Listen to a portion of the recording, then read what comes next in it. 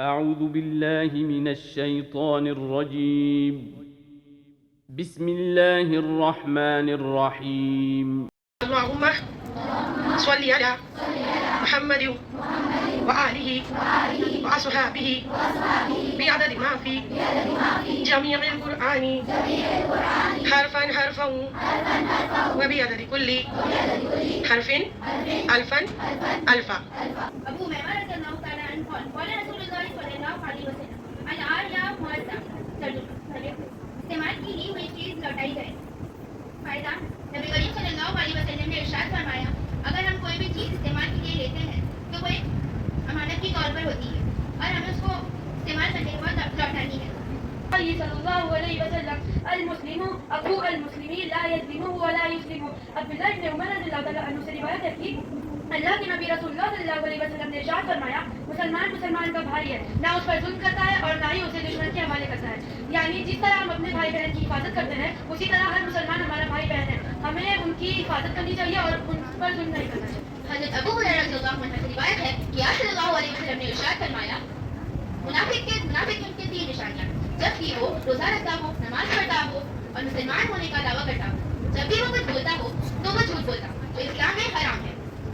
جب بھی وہ وعدہ کرتا ہو تو وہ وعدہ خلافی کرتا ہو جسے اسلام کہتا ہے کہ جو وعدہ پورا نہ کر سکتا ہو تو وہ وعدہ مت کرو. یعنی کہ رسول اللہ صلی اللہ علیہ وسلم نے فرمایا کہ جس شخص نے نماز چھوڑ دی وہ اللہ تعالیٰ سے اس حال میں ملاقات کرے گا کہ اللہ تعالیٰ اس سے ناراض ہوں گے. تو ہم سب کوشش کریں گے کہ ہماری نماز میں قضا ہونا چھوڑے.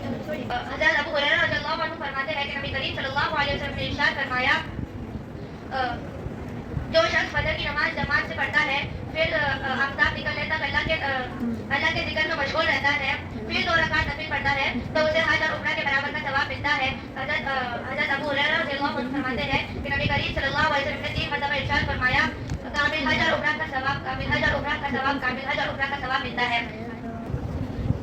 حضرت ابو ہریرہ رضی اللہ عنہ نے رسول اللہ صلی اللہ علیہ وسلم کو یہ ارشاد فرماتے ہوئے سنا کہ جس نے میرے طریقے کو امت کے بگاڑ کے وقت مضبوطی سے تھاما رکھا اسے شہید کا ثواب ملے گا. مطلب یہ ہے ایسے دور میں دیکھا جائے یعنی فتنے کے دور میں دیکھا جائے تو پھر کوئی شخص آپ صلی اللہ علیہ وسلم کے طریقے کو مضبوطی سے تھامے رکھے اسے شہید کا ثواب ملے گا. حضرت ابو درداء رضی اللہ تعالیٰ عنہ سے روایت ہے کہ انہوں نے نبی کریم صلی اللہ علیہ وسلم کو ارشاد فرماتے ہوئے سنا رشتہ داروں کے ساتھ قطع رحمی کرنے والا آدمی یعنی بدسلوکی کرنے والا آدمی جنت میں داخل نہیں ہوگا.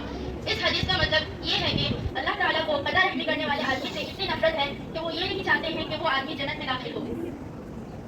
حضرت عمر رضی اللہ عنہ فرماتے ہیں کہ حضرت محمد صلی اللہ علیہ وسلم نے ارشاد فرمایا خطاب کے بیٹے جاؤ اور لوگوں میں اعلان کر دو کہ جنت میں صرف ایمان والے ہی داخل ہوں گے. آپ صلی اللہ علیہ وسلم کہنا چاہ رہے ہیں کہ جن میں ایمان ہوگا وہی صرف جنت میں داخل ہوں گے بھلے ہی وہ رائی کے برابر ہی ایمان کیوں نہ ہو اور کافر کبھی جنت میں داخل نہیں ہوں گے. ابی ہریرہ رضی اللہ تعالیٰ عنہ سے روایت ہے کہ نبی کریم صلی اللہ علیہ وسلم نے ارشاد فرمایا قرض سے بچو اس کی وجہ سے انسان رات میں فکر و غم میں مبتلا رہتا ہے اور دن میں ذلت و رسوائی میں. اس حدیث میں نبی کریم صلی اللہ علیہ وسلم فرماتے ہیں کہ ہمیں قرض سے بچنا چاہیے. اس کی وجہ سے انسان رات دن بس اسی فکر میں رہتا ہے کہ میں قرض کب ادا کر پاؤں گا. قال رسول اللہ صلی اللہ علیہ وسلم ولا تمشي في الارض مرحا. Do not walk on the earth in a haughty style. زمین پر اکڑ کر مت چلو. مطلب زمین پہ اکڑ کر چلنا اس لیے منع کیا گیا ہے کیونکہ جہنم کے قیامت کے دن زمین پہ اللہ سبحانہ وتعالیٰ کو بتائے گی کہ یہ انسان مجھ پہ اکڑ کر چلتا تھا.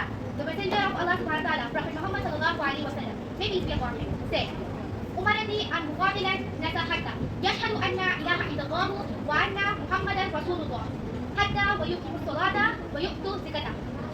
Translation: I have been ordered to fight against the people until they testify that there is none worthy of worship other than Allah and that Muhammad sallallahu alaihi wasallam is the messenger of Allah until they establish their salah and pay their zakah. سنی ہوئی بات دیکھی ہوئی بات کی طرح نہیں ہو سکتی. جو شخص بن دیکھی بات پر کوئی وشواس کرے وہ شرک کرتا ہے اور شرک کرنے والا گناہ میں جاتا ہے. ہمیں شرک کرنے سے بچنا ہے اور گناہ کرنے سے گناہ کرنے والے کو اللہ کبھی معاف نہیں کرتا.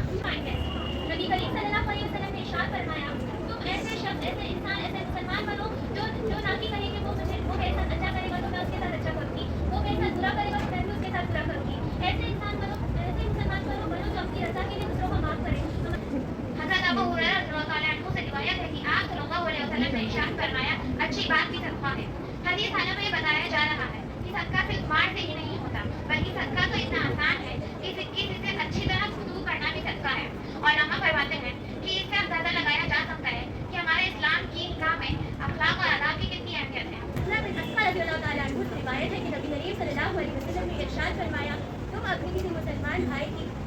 पर खुशी का इजहार न किया हो सकता है अल्लाह ताला उस पर रहम फरमा के उसे मुसीबत से निजात दे दे और तुम्हें उस मुसीबत में मुब्तला कर दे।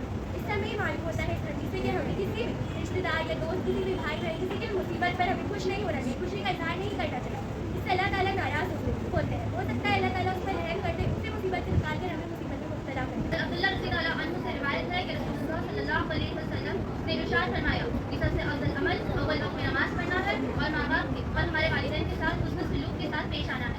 इस हदीस से हमें ये पता चलता है कि हमें हमारी नमाज़ें मुकर्रर वक्त पर पढ़नी चाहिए, क्योंकि नमाज बंदे और अल्लाह के दरमियान के ताल्लुकात को मजबूत करती है। तो जितनी अच्छी हमारी नमाज होगी उतनी ही अच्छे हमारे ताल्लुकात हमारे रब के साथ होंगे। हुजूर अक़दस सल्लल्लाहु अलैहि वसल्लम इरशाद फरमाते हैं कि अल्लाह ताला ने इरशाद फरमाया, जो शख्स मैंने तुम्हारी उम्मत पर 5 नमाजें फ़र्ज की है और जो शख्स उन 5 नमाज को वक्त के साथ मुकर्रर के साथ एहतिमाम करेगा तो मैं उसको अपनी जिम्मेदारी से जन्नत में दाखिल करूँगा, और जो शख्स उन 5 नमाज को वक्त पर मुकर्रर नहीं करेगा, एहतिमाम के साथ नहीं पढ़ेगा, तो उस पर मेरी कोई जिम्मेदारी नहीं।